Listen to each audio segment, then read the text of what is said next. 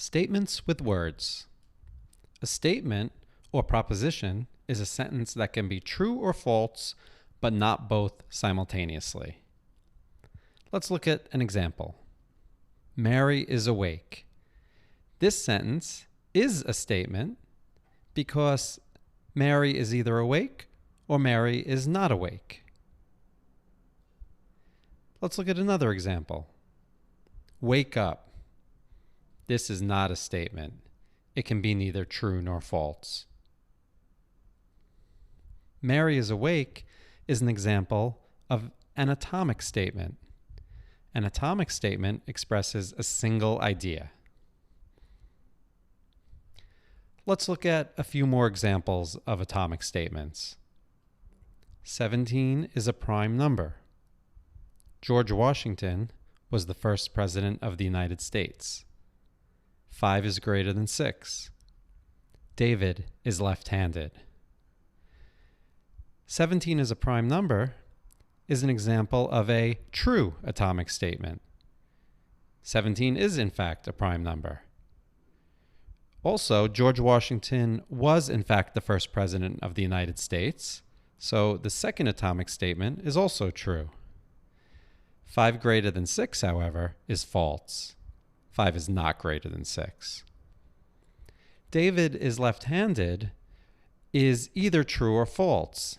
Even though we don't know who David is necessarily, and we don't know if he's left-handed or not, he has to either be left-handed or he has to not be left-handed.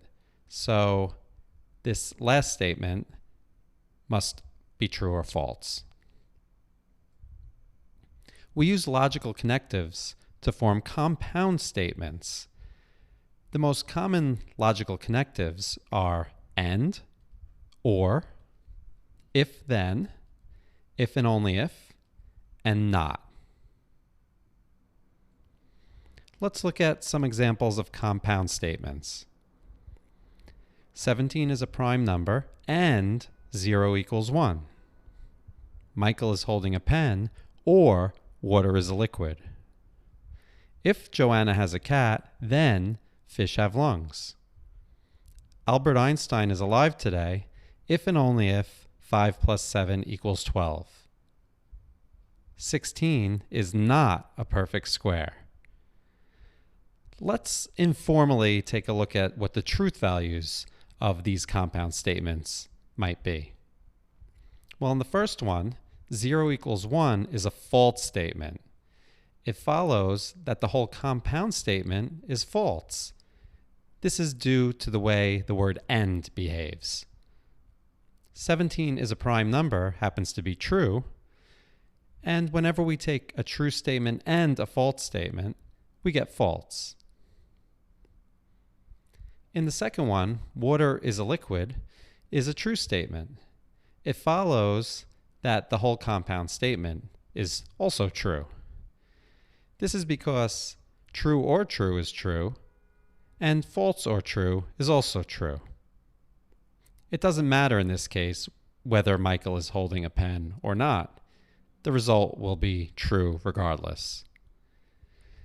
It's worth mentioning that we're using the inclusive or here. And in fact, in mathematics in general, unless it's otherwise specified, we will always assume that the word or means the inclusive or. This means that we're including the case of both being true. So Michael holding a pen being true, water being a liquid being true, implies that the statement with or between those two is also true. That's called using the inclusive or. For the third one, fish have lungs is a false statement. The truth value of this compound statement depends if Joanna has a cat or not. If Joanna does have a cat, then the compound statement is false, because if true, then false is always false. On the other hand, if Joanna has a cat is a false statement, then the compound statement is true, because if false, then false is always true.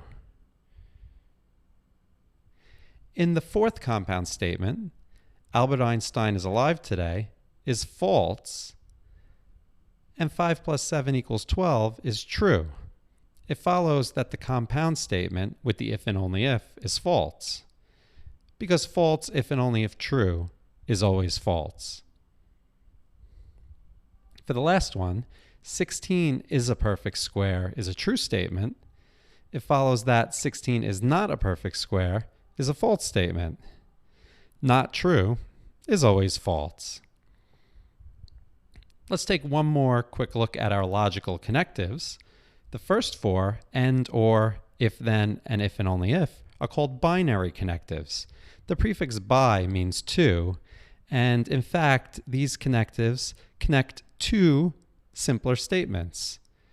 Not, on the other hand, is a unary connective. It is only applied to a single statement, and unary means being applied to one item.